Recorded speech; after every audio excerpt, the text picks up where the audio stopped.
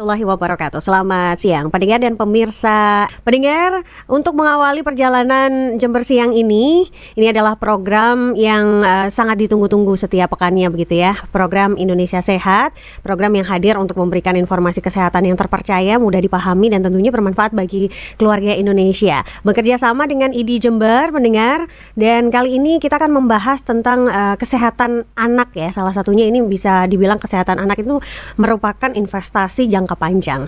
Memang sayangnya masih ada beberapa kondisi kesehatan anak yang sering tidak disadari oleh orang tua karena tampak sepele atau dianggap akan membaik dengan sendirinya begitu. Salah satunya adalah tentang topik yang akan kita bahas pada kesempatan siang hari ini, testis yang belum turun pada anak, atau dalam istilah medis saya sempat baca itu dikenal dengan Cryptorchismus. Apakah ini nanti benar, kita tanyakan langsung ke ahlinya begitu ya. Yang jelas kondisi ini seringkali luput dari perhatian, padahal memang kalau tidak ditangani dengan tepat bisa berdampak pada kesuburan hingga resiko kanker testis di kemudian hari. Yang menghadirkan Dr. Bella Maifani R, spesialis bedah anak. Selamat siang Dokter Bella. Halo, selamat siang Pak Nova. Sehat dokter? Alhamdulillah sehat. Jadi pendengar dan pemirsa, ini bukan cuman suaranya aja yang kelihatan muda. Beliau ini juga kelihatan muda banget. Jadi saya tadi sempat terkecoh begitu ya pertama ketemu sama Dokter Bella ini, saya kira anak magang di sini begitu ya. Kelihatan seperti masih mahasiswa gitu ya Pak. Tapi pada kemudian dia juga sering memeriksakan kondisi kandungan dan mengkonsumsi vitamin-vitamin yang sudah dianjurkan oleh dokter kandungan. Dengan menjaga kehamilan yang sehat diharapkan menghasilkan bayi yang sehat juga. Iya, oke. Tapi itu tidak bisa terlihat sebelum lahir ya. Misalkan dalam sekarang kan teknologi sudah makin canggih ya, USG ada 4D apa istilahnya? Ada USG khusus nih Kak Nova, ya? Namanya USG feto maternal. Feto. Jadi USG itu memang dilakukan oleh dokter spesialis kandungan, subspesialisasi feto maternal, yang memang khusus ya. Pada saat itu dokter kandungan akan melakukan USG feto maternal secara teliti mulai dari kepala sampai ujung kaki pada janin di rentang usia tertentu nih Kak Nova. Oh, tidak bisa tidak sewaktu-waktu ya? Ya betul. Okay. Pada usia itu betul-betul akan diamati sedetailnya. Mungkin saja bisa kelihatan, tapi mungkin juga tidak. Kalaupun seandainya rata-rata memang gangguan daripada testis ini baru bisa kita kenali ketika bayi itu lahir. Sehingga mungkin ini edukasi buat ayah bunda ya. Nanti pada saat persalinan mungkin segera bisa ditanyakan juga untuk kelengkapan daripada organ putra-putrinya kepada dokter anak yang akan memeriksa saat itu. Oke. Jadi sebenarnya kalau orang tua nih ya, atau para calon orang tua katakanlah ya, yang saat ini sedang menunggu buah hatinya lahir dan lain sebagainya, akhirnya jadi berpikir-pikir apakah juga ada pengaruh pola makan juga pada ibu saat hamil, terus paparan zat tertentu begitu loh selama kehamilan ini yang meningkatkan resiko tersebut. Ya, karena di dalam literatur penelitian masih belum tahu faktornya ya Kak, secara pasti masih multifaktorial, itu pun juga masih beberapa teori, sehingga anjurannya tetap sama bahwa ibu ketika hamil harus menjaga kehamilannya dengan baik, makan nutrisi, hindari radiasi, kemudian berada di lingkungan yang sehat, hindari stres, dan juga mengkonsumsi vitamin untuk kesehatan daripada janinnya itu, kesejahteraan janin ya. Baik, mitos atau fakta dok, ketika lahir belum kelihatan testisnya, dibiarin bakalan turun sendiri? Nah, ketika bayi itu lahir misalnya Kak ya, ada resiko dia bisa mungkin turun Kak namanya, tapi ditunggu sampai usia 6 bulan. Oke. Kalau seandainya dalam usia 6 bulan itu atau 9 bulan ke atas tidak turun, biasanya tidak akan turun Kak. Ketika itu baru kita ada tindakan dari dokter. Baik, jadi nunggu sampai kurang lebih 6 bulan pertama begitu ya. Betul. Jadi untuk ibu-ibu baru begitu ya, yang baru melahirkan, jangan berkecil hati dulu, sambil terus dipantau begitu ya dok ya. Betul. Jadi pengenalan deteksi dini di awal itu akan meningkatkan angka prognosis, maksudnya atau outcome yang lebih baik. Jadi kadang-kadang testis bermacam-macam ya Kak ya. Ada yang dia lokasinya mungkin memang sedikit lebih di atas, atau dia gampang naik turunnya tuh terlalu lentur sehingga dia mungkin sedikit bersembunyi, tapi suatu ketika tanpa dilakukan manipulasi apapun testis itu akan turun secara normal. Itu namanya retractile testis ya. Nah, makanya dari itu ketika ayah bunda mungkin pertama kali kontrol ke dokter di saat usia-usia bayi gitu, kita akan edukasi ayah bunda, tunggu dulu, kita lihat sampai usia 6 bulan. Nanti setelah itu kita akan melakukan dengan evaluasi. Nah, evaluasi lanjutan ya. Evaluasinya macam-macam nih Kak Nova, nanti bisa lewat yang pertama ya, pemeriksaan fisik yang dilakukan oleh dokter. Kemudian bisa juga melalui pemeriksaan diagnostik imaging seperti radiologi, seperti USG ataupun CT scan, MRI ya. Tapi rata-rata kita pakai USG. Baik, untuk mengenali itu ciri-cirinya cuman kelihatan dari kantongnya yang kosong itu tadi, Dok. Betul, mungkin dari secara look, penampakan luar itu kantongnya ada Kak, perut-perutannya sama, tapi ketika diraba kok kempes. Nah, gitu. itu yang biasanya membuat orang tua, wah ada sesuatu yang janggal ini. Tidak mempengaruhi kondisi kesehatan yang lain gitu ya, Dok ya? Tidak. Tetapi mungkin ini ada informasi penting nih Kak Nova yang harus saya sampaikan. Ayah bunda kan kadang-kadang begitu tahu ada sesuatu yang janggal, kemudian takut nih ya, mungkin malah menahan diri untuk segera nggak ke dokter karena diliputi rasa ketakutan. Iya, takut dapat diagnosis yang tidak dapat yang diinginkan dan lain bermacam-macam gitu. Nah, ayah bunda mungkin justru sebaiknya segera berkonsultasi gitu, karena testis yang tidak segera turun itu mungkin tidak mempengaruhi fungsi ketika dia berkemih, tapi fungsi fertilitas di kemudian hari itu ada Kak. Karena fungsi buah zakar itu di dalamnya adalah untuk proses pembentukan spermatogenesis pada Nantinya, manusia. Yes, dan pada laki-laki dia akan terus berkembang kan. Testis itu kalau dia tidak berada di kantongnya, dia kan akan dekat dengan area perut ya. Dia tidak tahan dengan suhu panas tubuh. Nah, kondisi-kondisi itu akan menyebabkan terganggunya proses pembentukan spermatogenesis atau proses pembentukan sperma di kemudian hari. Itu dia. Pembentukan sperma itu sebenarnya mulai si bayi ini mulai apa istilahnya balik itu bukan sih, Dok? Jadi kan maksudnya nggak nunggu dewasa gitu kan? Iya, betul-betul. Pada masa-masa remaja gitu ya. Ongoing proses kan ya. Itu dia. Makanya harus diantisipasi sedini mungkin begitu. Sedini mungkin harus segera dikembalikan ke tempat yang seharusnya gitu, karena dia berada di bawah kantong itu dia dijaga dengan suhu tertentu gitu. Apabila suhunya berbeda, nah proses pembentukan daripada itu akan terganggu Kak. Jadi semakin cepat semakin baik. Semakin gitu ya? cepat semakin baik. Di dalam literatur disebutkan dapat dikerjakan dalam usia 12 bulan sampai 18 bulan. Itu adalah usia prime time yang kita bisa mengerjakan. Jadi jangan tunggu lama-lama istilahnya Jangan gitu tunggu ya. lama-lama. Kayak lagu itu loh, jangan tunggu lama-lama gitu kan. Betul. Soalnya apa? Kadang memang seperti yang dokter tadi bilang, ada beberapa mindset masyarakat yang masih ketakutan ketika ketemu dokter spesialis itu. Takut nanti kalau dibilang diagnosanya lebih ini nanti aku gimana? Aku tambah kepikiran. Justru kalau nggak didiagnosa dari dokter, cuman self diagnosis, yang ditakutkan itu jangka panjangnya begitu ya, Dok. Kalau udah kayak istilahnya, kalau sakit itu kan ada level-levelnya ya istilahnya. Kalau levelnya udah level yang gawat darurat kan apa nggak kasihan sama anaknya. Justru itu mempengaruhi masa depan si anak tersebut begitu ya, Dok. Jadi meskipun ini kecil, mungil ya Kak ya, testis adalah masa depan anak laki-laki. Nah, itu dia. Ini yang perlu digarisbawahi karena bagaimana masa depan anak-anak kita itu juga sebenarnya dipersiapkan sedari dia bayi gitu ya, dan orang tua ini benar-benar ikut andil dalam hal itu begitu kan. Nggak mungkin si bayi itu bisa mengatasi masalah itu sendiri begitu ya, apalagi tadi rentan golden time-nya itu usia 12 bulan sampai 18 bulan. Sudah bisa mulai dikerjakan tindakan. Kan nggak mungkin dia sendiri yang bakalan datang ke dokter gitu ya. Ini butuh andil dari orang tua yang mau benar-benar open minded begitu ya, mau menerima masukan dan lain sebagainya, arahan dari dokter spesialisnya. Yang jelas seperti itu ya, Dok ya.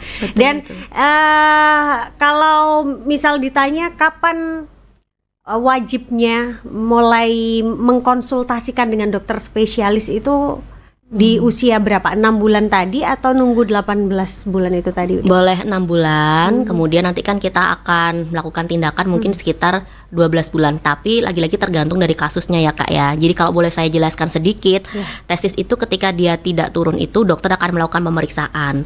Nah, pemeriksaannya itu ada 2 nanti Kak. Apakah bijinya itu, testisnya itu teraba di area sekitar lipatan paha. Kalau dia bisa teraba di area sekitar lipatan paha itu kita bisa mengerjakan tuh di sekitar usia 12 bulan itu kan. Namun kalau ternyata testisnya itu tidak teraba, maka kemungkinannya adalah testis itu masih tertinggal di dalam perut Kak. Nah, ketika testis itu masih tertinggal di dalam perut, kadang-kadang USG juga mungkin tidak bisa menemukan. Sehingga kita harus melakukan diagnostik yang lebih canggih nih Kak. Namanya adalah diagnostik laparoskopi. Oke, jadi untuk memastikan diagnosis ini pemeriksaan urutannya apa saja nih dok? Biasanya dilakukan oleh dokter? Yang pertama, dokter akan melakukan pemeriksaan fisik, kemudian nanti betul kalau ternyata tesisnya memang tidak berada di kantongnya, kemudian kita akan melakukan pemeriksaan apakah tesis itu letaknya berada di mana. Itu harus dari dokter megang dulu dan dokter harus yakin ini teraba atau tidak. Nah, bahasanya itu kita kalau ternyata teraba di lipatan paha, oke, ini sepertinya bisa dikerjakan sekitar usia 12 sampai 18 bulan. Tapi kalau ternyata dari pemeriksaan tangan dokter tidak teraba, karena memang ukurannya kecil sekali ya, tesis itu tidak teraba, maka dokter harus evaluasinya lebih tinggi lagi, yaitu melakukan pemeriksaan dengan laparoskopi. Nah, kalau perlu sedikit saya jelaskan, laparoskopi itu adalah pemeriksaan dengan menggunakan alat canggih Kak, di mana kita akan memasukkan kamera ke dalam perut anak. Nanti langsung diintip dari kamera itu. Begitu canggihnya teknologi kedokteran saat ini Kak. Jadi dengan itu nanti kita bisa lihat testisnya itu sebenarnya satu masih tertinggal di dalam perut, dua atau dia sebenarnya nggak ada Kak. Namanya vanished testis, testis yang hilang atau memang tidak terbentuk. Tapi masih bisa diselamatkan dok? Kalau testis yang hilang atau tidak terbentuk berarti dia memang proses bawaan lahir. Berarti memang sedari awal anak itu lahir dengan kondisi satu testisnya tidak terbentuk Kak gitu. Tapi kalau ternyata testisnya masih ketinggalan di dalam perut, nah itu masih kita usahakan Kak untuk bisa diturunkan dan bisa posisinya normal seperti lainnya nantinya. Kalau yang sudah hilang itu ada cara medisnya nggak dok? Nah tentu saja itu tidak bisa ya. Kalau memang dia sudah hilang tuh berarti sudah kegagalan pembentukan organ Kak. Oh gitu. Kalau yang dari nggak ada mau kita adakan kan tentu saja nggak bisa gitu. Dan nanti kita edukasi ke orang tua ya. Makanya itu penting lah ayah bunda ya, pada saat kita melakukan pemeriksaan diagnostik itu tidak hanya dengan menggunakan USG aja langsung modalnya ya. Kalau memang betul-betul nggak teraba, kita pemeriksaan sudah lebih canggih lagi dengan laparoskopi. Oke. Jadi benar-benar diagnosis ini dibutuhkan untuk benar-benar tahu begitu ya. Betul. Ini penanganan apa yang dibutuhkan oleh pasien ini, istilahnya seperti itu. Dan nggak bisa kayak kita cuman baca-baca literasi terus kita menyimpulkan nggak apa-apa, ditunggu aja nanti turun sendiri. Kita kan nggak tahu ya gitu. Jadi bisa diantisipasi seperti itu. Nah ini pentingnya ayah bunda untuk konsultasi ya. Kadang-kadang Kak ada juga penyebab, salah satunya itu karena faktor hormonal ya. Beberapa literatur sempat menyebutkan penggunaan daripada terapi hormonal sampai di rentang usia 9 bulan kalau nggak salah, yang bisa dikerjakan oleh dokter spesialis anak. Diharapkan dengan terapi hormonal itu testisnya bisa turun. Tapi kalau di atas 9 bulan itu memang dia tidak turun, berarti memang dia tidak akan turun Kak. Ketika dia posisinya ada teraba, testis itu teraba dan ada di lipatan paha, maka segera kita lakukan tindakan operasi. Nama operasinya adalah operasi penurunan testis atau orkidopeksi. Nah mungkin ya ayah bunda nggak ada gambaran kalau udah dengar kata operasi udah takut, udah takut duluan. Aduh bayi masih mungkin masa iya masuk ruang operasi 1 tahun gitu. Nah ayah bunda dengan kecanggihan teknologi saat ini termasuk teknik pembiusan anak, operasi tersebut sudah aman dilakukan pada anak usia berapapun, termasuk usia 1 tahun. Sehingga prosesnya pun juga bukan operasi yang besar ya Kak. Sebenarnya sayatannya kecil loh, sayatannya kurang lebih sekitar 2-3 cm. Kemudian dia setelah dilakukan lokasi penurunan itu penyembuhannya juga lebih cepat pada anak-anak dan dia juga minimal rasa nyeri. Itu dia Kak. Dan kita tahu kan ini ditangani langsung oleh spesialis bedah anak begitu ya. Jadi ini memang khusus untuk kondisi-kondisi yang dialami oleh anak-anak begitu ya. Betul. Dokter ya.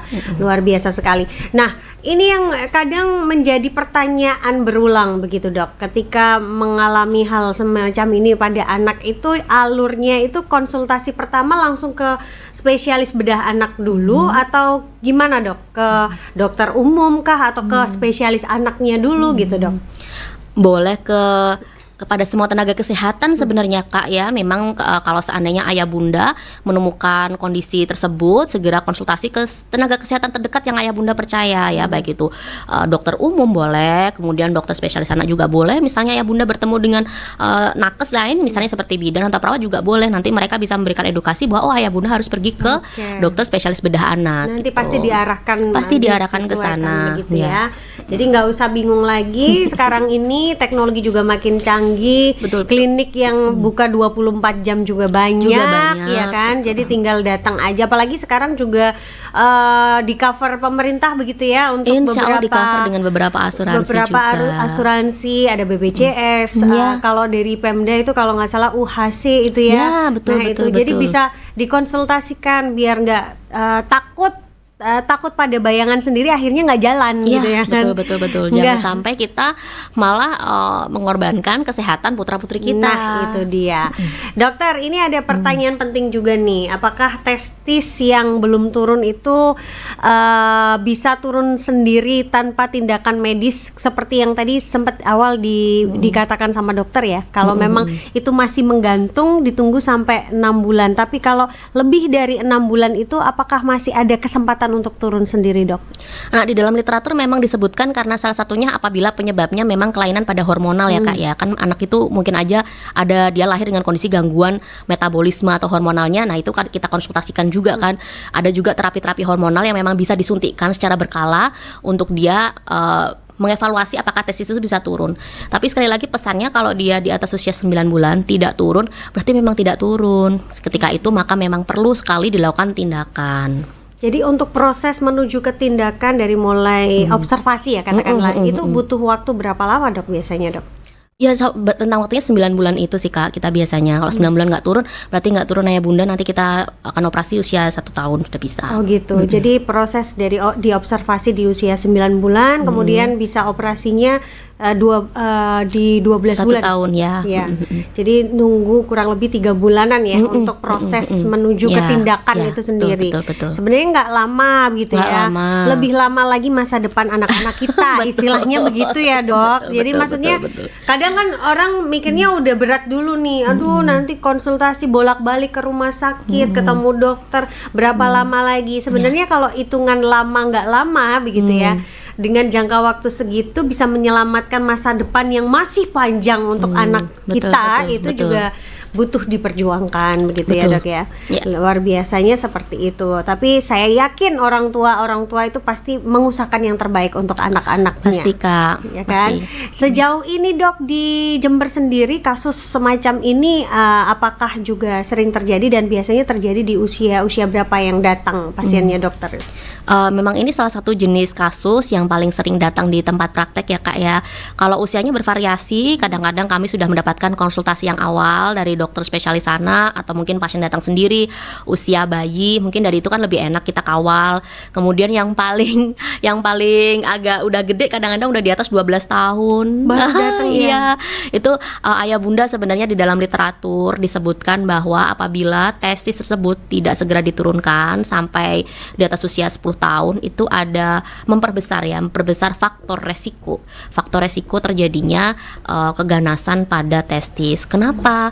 Ya karena yang disebutkan tadi, kalau testis itu terlalu terpapar oleh suhu yang panas, maka bisa terjadi perubahan bentuk sel. Nah, sehingga perubahan bentuk sel itu bisa menyebabkan terjadinya resiko terjadinya keganasan. Ya, namanya juga, tapi kan kita tidak boleh ya ngejudge juga kepada orang tuanya. Begitu sudah terjadi, yang penting kita mengedukasi resikonya sehingga orang tua tetap punya rasa awas dan segera kita lakukan tindakan penurunan tersebut. Baik, itu nantinya selain terjadi keganasan juga ngefek untuk produksi sperma di masa yang akan datang, Dok? Betul. Ada yang menyebutkan kejadian infertil pada laki-laki, ternyata ketika diteliti beberapa saat yang lalu ternyata riwayatnya adalah testis yang belum turun pada saat kecil, Kak. Oke. Kalau memilih untuk tindakan operasi, apakah ada resiko-resiko lain, Dok, yang bisa saja terjadi begitu? Jadi ketika operasi resiko-resikonya itu bisa resiko awal ya setelah dilakukan tindakan ataupun resiko laten nantinya. Resiko-resiko awal yang mungkin ayah bunda akan hadapi adalah rasa nyeri pada luka sayatan. Tetapi rasa nyeri itu lagi-lagi sudah bisa kita atasi dengan manajemen nyeri yang baik. Ayah bunda sekarang dengan kemajuan teknologi kedokteran, nyeri itu menjadi concern bagi kita. Kalau bisa itu pasca operasi anak itu nyerinya 0 Kak, skornya gitu.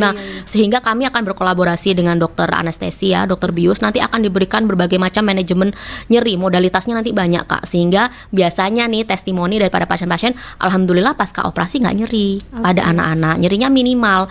Jadi yang ditakutkan kan selalu nyeri ya pada orang tua itu, jadi nyerinya minimal kok ayah bunda gitu. Itu bahkan bisa diatasi dengan pemberian terapi, baik itu melalui suntikan nanti ya, atau dengan obat minum. Yang kedua mungkin yang ditakutkan perdarahan, tapi karena sayatannya kecil, resiko perdarahan minim. Ada juga resiko infeksi, mungkin infeksi di area luka operasi. Nah, itu juga sebenarnya resikonya minim karena bisa diantisipasi dengan perawatan luka yang baik. Nah, setelah operasi bukan serta-merta selesai nih Kak. 6 bulan maupun 1 tahun setelah dilakukan tindakan operasi, maka si ade akan ada observasi lanjutan, yaitu dengan di USG ulang Kak. Nah, di USG ulang nanti dievaluasi tuh, 1, dia sudah betul berada pada tempatnya, 2, ukurannya sesuai dengan usianya atau dia mengecil Kak. Gitu. Ada kasus yang akhirnya mengecil juga dok? Betul, karena mungkin pada saat proses penurunan itu, dokter akan banyak melakukan manipulasi ya untuk bisa tetap berada di bawah. Apabila mungkin ya aliran darahnya tidak lancar, kadang-kadang bisa mempengaruhi pertumbuhan daripada testis itu sendiri. Oke, jadi ini tidak bisa dianggap remeh ya dok ya? Ya, makanya kita bilang benda kecil. Bisa dibilang kecil, tapi ini benar-benar nyawa loh. Tapi kita serius ya Kak. Ya. Jadi ya tidak bisa dianggap remeh juga. Jadi kalau sudah ada indikasi ke arah sana, jangan tunggu lama-lama, langsung aja konsultasikan ke tenaga medis begitu ya. Betul. Syukur-syukur bisa langsung ke spesialis begitu ya kan. Jadi bisa langsung tahu apa yang harus ditindak nih, tindakan apa yang harus ini diikutsertakan, dan harus mengikuti prosedural sampai selesai, nggak cuman selesai di tindakan operasi saja seperti yang dijelaskan Dokter Bella tadi, masih ada observasi lanjutan dan lain sebagainya. Karena ini kan tujuannya untuk bisa mengembalikan pada posisi semula. Normal sesuai dengan usianya, istilahnya begitu. Oke, baik dok. Mungkin edukasi semacam ini butuh banget digalakkan begitu ya untuk masyarakat kita yang mungkin juga kurang literasinya ke arah sana. Ada yang mungkin lebih ke arah saya bukan mendiskreditkan satu atau dua pihak begitu ya. Ada yang menutupi kebenaran dengan dalih takut mendengar kebenaran yang lebih besar lagi dari dokter dan lain sebagainya, yang akhirnya menimbulkan hal-hal yang membahayakan pada anak itu sendiri. Ini hubungannya dengan kesuburan nih dok. Tadi dokter juga sempat nyepil nih bahwa testis itu juga salah satu organ yang memang nantinya akan memproduksi sperma. Jadi boleh dijelaskan dok, kalau tidak ditangani dengan segera, efek jangka panjangnya pada anak tersebut itu seperti apa dok? Bukan menakut-nakuti tapi ini fakta begitu ya. Jadi kita bicara tentang sehari-hari dalam praktek ya Kak ya. Memang kadang-kadang ketika kita bertanya kepada orang tua, kenapa alasan Bapak Ibu mungkin mau membawa anaknya dalam usia yang sudah mungkin cukup besar gitu. Salah satunya mungkin karena misinformasi nih Kak yang beredar di lapangan. Kadang-kadang ketika ada suatu kelainan kelainan pada anaknya itu, mungkin orang tua terlalu dijejali dengan ketakutan seperti ini dosa orang tua di masa lalu. Kadang-kadang ada sampai kayak gitu loh Kak. Mungkin kadang-kadang juga dukungan dari lingkungan sekitar yang membuat orang tua itu jadi ketakutan dan menyimpan sendiri. Sehingga kadang-kadang kasihan sekali sampai stres sendiri, apalagi kalau ibu muda Kak. Bayangin, saya karena ini juga pernah dapat case-nya gitu, sampai dia stres sekali, baby blue sekali ibunya karena disalahkan. Nah, padahal bukan Bu, ini semua adalah proses yang bisa dijelaskan oleh ilmu pengetahuan, tidak ada kaitan dengan misalnya dosa ataupun apa di masa lalu, sehingga tidak boleh membebani itu kepada ibu sendiri gitu. Sudah betul nih intuisi ibu ya membawa anaknya gitu. Nah, ya sudah, ketika dilakukan tindakan, kami edukasi gitu bahwa memang testis itu meskipun kecil perannya sangat besar nih, terbentuklah sel-sel sperma bagi laki-laki. Di dalam literatur disebutkan bisa mempengaruhi kualitas daripada sperma itu memang Kak gitu. Baik, jadi ini yang perlu ditanamkan di keluarga Indonesia begitu ya, terkait kesehatan seluruh organ pada anak dari mulai lahir gitu ya. Betul. Jadi jangan hanya ditanya ini ya Kak, laki-laki atau perempuan. Kalau lahir itu kan biasanya gitu, laki-laki apa perempuan. sudah lengkap ininya tangannya, Betul, kan betul, gitu ya. betul, betul, Padahal betul, betul. ada organ-organ lain yang justru juga perannya penting sekali dalam kehidupan anak di masa yang akan datang. Edukasinya mungkin juga untuk ibu hamil apabila dilakukan USG mungkin bisa lebih kritis, bertanya banyak, berkonsultasi banyak dengan dokter spesialis kandungannya, dan memang diperlukan, boleh kok minta permintaan untuk dilakukan USG yang lebih jelas, feto maternal. Nah, USG itu sudah bisa dikerjakan juga loh Kak di Jember. Ada ahlinya juga. Ada ahlinya juga. Ya. Usia berapa tapi itu, Dok? Di rentang usia tertentu, sekitar paling tinggi 26 bulan. Mudah-mudahan saya nggak kalah koreksi ya, sekitar 26-27 minggu aja gitu. Kalau di atas itu mungkin sudah terlalu besar sehingga sulit dilakukan. Oke, telat dong saya. Mungkin USG 4D, mudah-mudahan sehat. Amin. Ya, ini dari tadi dengerin ilmu dari Dokter Bella sambil berdoa, ya Allah semoga sehat semua ibu hamil yang saat ini sedang hamil, semuanya perkembangan dan pertumbuhannya anak sehat semua, janinnya sehat, tumbuh normal, lengkap, sempurna begitu ya. Amin. Tapi tetap edukasi ini dibutuhkan begitu ya, karena apa, kita bukan menakut-nakuti, bukan ingin apa ya istilahnya apa sih ini bikin overthinking dan lain sebagainya, bukan. Tapi justru kalau edukasi ini tidak diberikan, terus menyadarinya terlambat di usia anak tersebut sudah dewasa, katakanlah remaja, usia 12 tahun itu udah usia dimana dia udah kenal yang namanya malu, ya kan betul, Dok ya. Betul. Jadi betul. Kadang ada pikiran yang masih bayi nanti aja kalau udah agak gede, apalagi hubungannya sama operasi kan gitu ya. Justru sekarang teknologi makin canggih, teknologi di ilmu kesehatan makin canggih, bahkan ada yang baru lahir juga sudah langsung disunat, ya kan Dok? Betul. Iya kan? betul. Dan itu beda sama pemikiran orang-orang zaman dulu yang mikirnya sunat sakit dan lain sebagainya. Udah ada teknologi penghilang rasa sakit, meminimalisir sayatan yang menimbulkan mohon maaf infeksi dan lain sebagainya itu ya. Sama seperti tindakan untuk mempertahankan kesuburan di masa yang akan datang ini, yaitu testis yang benar-benar ini menjadi nyawa dari seorang laki-laki, begitu ya Dok? Iya Kak. Jadi ada juga nih Kak, salah satu resiko kenapa sih harus segera diturunkan, karena ini pasiennya memang real kejadian ya. Jadi kalau testis itu dia tidak turun, mungkin dia masih nyantol istilahnya lah di lipatan paha, itu bisa terjadi resiko trauma. Kenapa? Karena anak-anak itu kan aktif ya, mereka bermain sepeda, bermain dengan teman-temannya. Suatu ketika pasien itu datang karena keluhan nyeri yang sangat hebat Kak di area lipatan paha.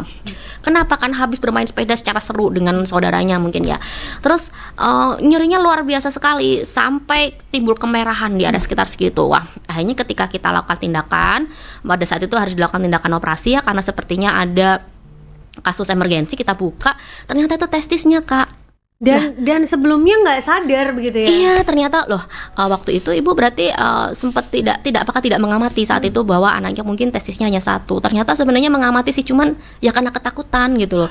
Jadi ternyata testisnya itu terpluntir sehingga harus dilakukan tindakan operasi emergensi segera itu. Ada case gitu yang semacam jadi itu memang betul case-nya macam-macam dan unik. Tapi salah satu kesimpulannya ya, kalau tidak segera diturunkan selain karena faktor fertilitas, bisa resiko trauma, terjadinya cedera. Dukungan keluarga dan orang sekitar itu juga penting. Sangat penting. Apalagi untuk ibu-ibu baru begitu ya. Kadang jadi minder, ketakutan sendiri, nanti dicap anakku seperti apa, mending aku sembunyikan aja. Betul sekali gitu ya. Betul sekali. Jangan sampai berpikiran seperti itu ya Dok. Semoga dengan para pendengar kalau mendengarkan RRI ini bisa mengambil manfaat dan hikmahnya ya Kak. Betul sekali. Jadi lebih membuka pemikiran yang dalam tanda kutip kolot ya, pemikiran-pemikiran yang takut dengan dunia medis, takut berkonsultasi dengan dokter. Dokter sekarang itu sudah dibekali dengan ilmu-ilmu masa kini dan juga teknologi-teknologi masa kini yang pastinya juga menginginkan yang terbaik untuk para pasiennya, istilahnya seperti itu ya Dok. Jadi ketakutan-ketakutan itu kalau bisa diminimalisir ya, karena ketakutan bisa jadi kenyataan kalau nggak ada aksi begitu ya, aksi nyata untuk segera melakukan observasi, diagnosis yang memang sesuai dengan prosedurnya dan lain sebagainya seperti yang dijelaskan oleh Dokter Bella dari awal. Nah Dok, Kalau resiko kanker testis sendiri dok, ini apakah memang juga lebih tinggi pada anak dengan riwayat testis yang belum turun ini? Betul Kak, di dalam literatur juga disebutkan bisa meningkatkan resiko sampai 10%. Jadi jumlah yang cukup tinggi ya. Kadang-kadang memang betul-betul sampai kita temukan pada pasien, misalnya dia dengan kanker testis ketika dia dewasa, ketika digali memang riwayatnya kadang-kadang dia adalah riwayatnya UDT atau testis yang belum turun, atau dulunya dia pernah ada penurunan tapi telat. Pernah juga kita dapat kasus yang cukup unik nih Kak. Pada saat itu adalah lelaki dewasa dengan keluhan benjolan di perut. Benjolan di perut. Benjolan di perut. Kemudian pada saat dilakukan foto CT scan, benjolannya besar sekali, dan ketika dievaluasi ternyata itu testis Kak, masih tertinggal di perut, masih belum turun ya. Dan itu usia dewasa. Usia dewasa, besar jadi kanker, sehingga kita harus melakukan tindakan operasi pengangkatan yang cukup besar. Nah, ini kalau Gitu. sudah terlambat seperti itu ya. Kalau terlambat bisa seperti itu. Jadi kembali lagi kita itu harus memanfaatkan golden time dari seseorang itu ya. Kalau anak ya golden time-nya seperti yang disampaikan oleh dokter tadi, usia rentan 9 sampai 12 bulan, 18 bulan ya dok. Itu untuk penanganan lebih akurat istilahnya ya. Kalau nunggu lama-lama takutnya ya itu terjadi hal-hal yang justru lebih bahaya begitu ya dok. Ya, betul. Apalagi kalau sudah ngomongin soal kanker, kita merinding sendiri gitu kan membahasnya. Padahal bisa diantisipasi lebih awal, tapi ketemunya udah dewasa karena kurang peka atau justru menutupi mata begitu ya istilahnya, karena takut itu tadi. Betul Kak. Kadang-kadang kalau dilihat dari ininya, banyak orang tua yang bertanya nih, misalnya adakah misalnya syarat berat badan berapa ya anak saya bisa dioperasi atau pembiusan. Kalau untuk kasus daripada testis yang tidak turun ini, pada berat badannya tidak ada sih Kak dalam literatur. Jadi memang dari rentang usia itu sudah bisa kita lakukan. Istilahnya memang lebih cepat lebih baik.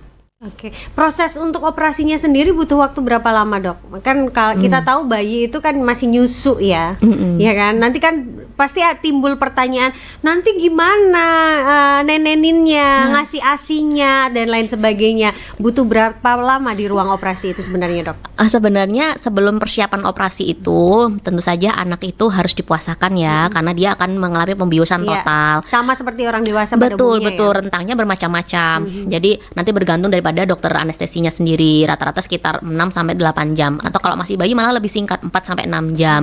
Nah, sebelum itu biasanya kita akan mengedukasi orang tua untuk stop minum susunya atau berpuasa dalam rentang waktu itu. Setelah itu nanti anak akan dibawa ke kamar operasi, dilakukan pembiusan. Untuk pengerjaan daripada penurunan testis itu sendiri sebenarnya tidak terlalu lama Kak, sekitar 60 menit ya.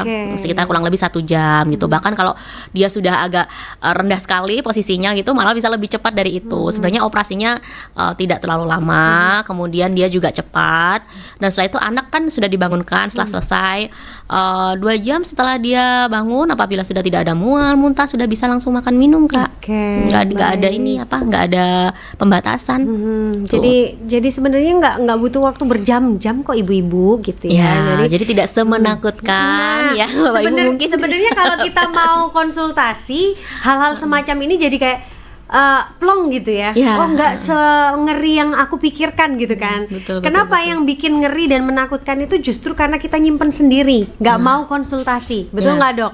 Jadi mikir sendiri, nanti kalau ini gini, nanti kalau gini, ntar kalau aku ngomong ini kalau ternyata dikatain sama dokternya harus begini, nanti tambah parah dan lain sebagainya. Tidak, ini kan menyesuaikan dengan posisi pasiennya masing-masing, kondisi masing-masing pasien begitu ya kan. Dan masing-masing individual itu pasti berbeda perlakuannya, ya kan dok? Betul. Nah itu dia. Nah di masyarakat dok, pernah dengar nggak dok masih beredar ada beberapa mitos begitu ya.